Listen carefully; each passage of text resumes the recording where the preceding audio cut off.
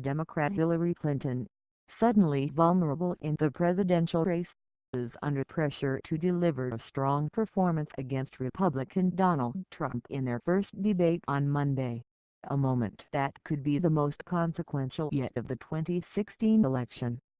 Political veterans involved in preparing for past presidential debates said Clinton should drive home how she would run the country during uncertain times and draw a contrast as the steady, experienced alternative to the untested Trump. For his part, Trump needed to show enough gravitas to convince skeptics that he is ready to be commander-in-chief, they said. The 90-minute face-off at Hofstra University in Hampstead, New York, the first of 3 debates, takes place at a time when Clinton's once comfortable lead in opinion polls over the former reality TV star has evaporated. History shows that a single bad debate performance can alter the trajectory of a U.S. presidential race. Reuters/Ipsos polling shows about 20% of the electorate remains undecided, far higher at this stage in the campaign than the 12% undecided 4 years ago. The TV audience for the debate is expected to be a record, easily surpassing the record 46.2 million households who watched the first encounter between President Barack Obama and Republican Mitt Romney in 2012. According to the Nielsen ratings company. I am going to do my very best to communicate as clearly and fearlessly as I can in the face of the insults and the attacks and the bullying and the bigotry that we have seen coming from my opponent, Clinton said on Tuesday on the Steve Harvey radio show. Bonita Dunn, who helped President Barack Obama prepare for debates against Republican nominee John McCain in 2008, said Obama succeeded at their first debate by steering the conversation repeatedly back to the struggling U.S. economy even though the event was supposed to be about foreign policy. She said she expected Clinton to try to exploit Trump's weaknesses and emphasize her strengths. The contrast between them is what you want to own, she said.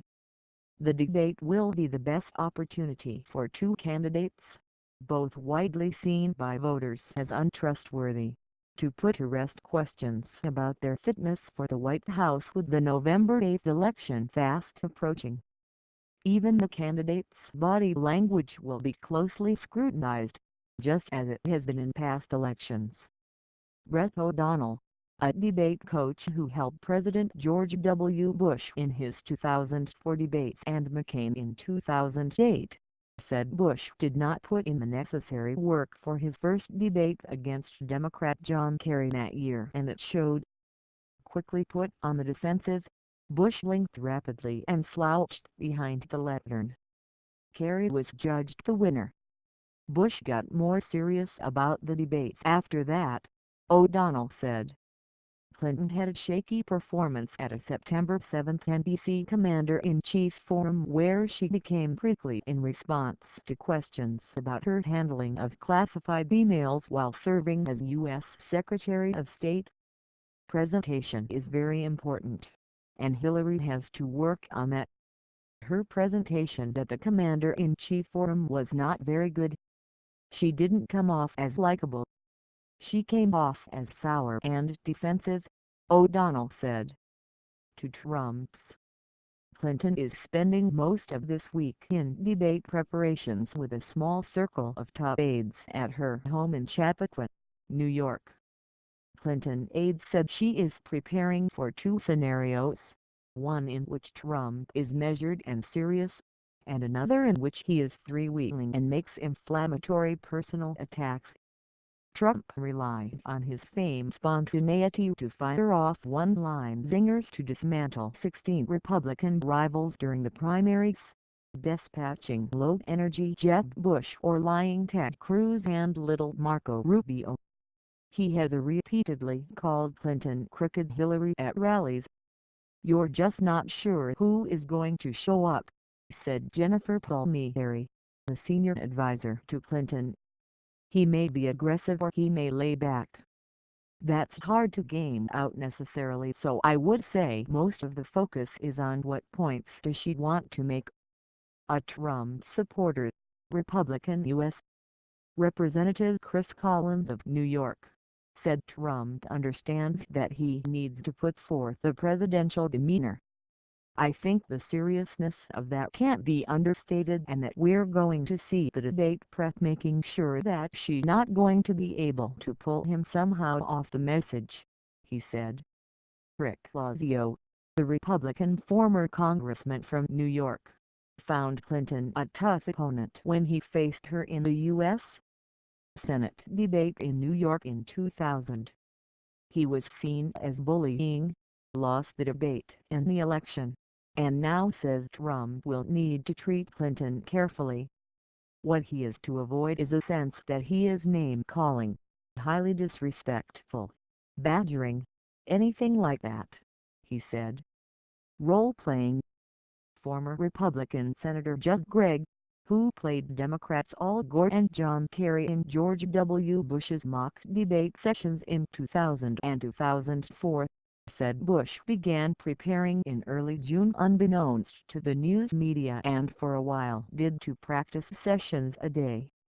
For that reason, he said, he suspects Trump is doing more preparation work than he lets on. I have to believe he is doing something because it would be foolish to go in there and not practice at hearing lines, he said. The Republican source close to the campaign said former Fox News chief executive Roger Ailes has been coaching Trump but that the former reality TV star does not want to be over-prepared. Trump spokesman Jason Miller said Trump is preparing for the debates but there's nobody who's playing a role of Hillary Clinton.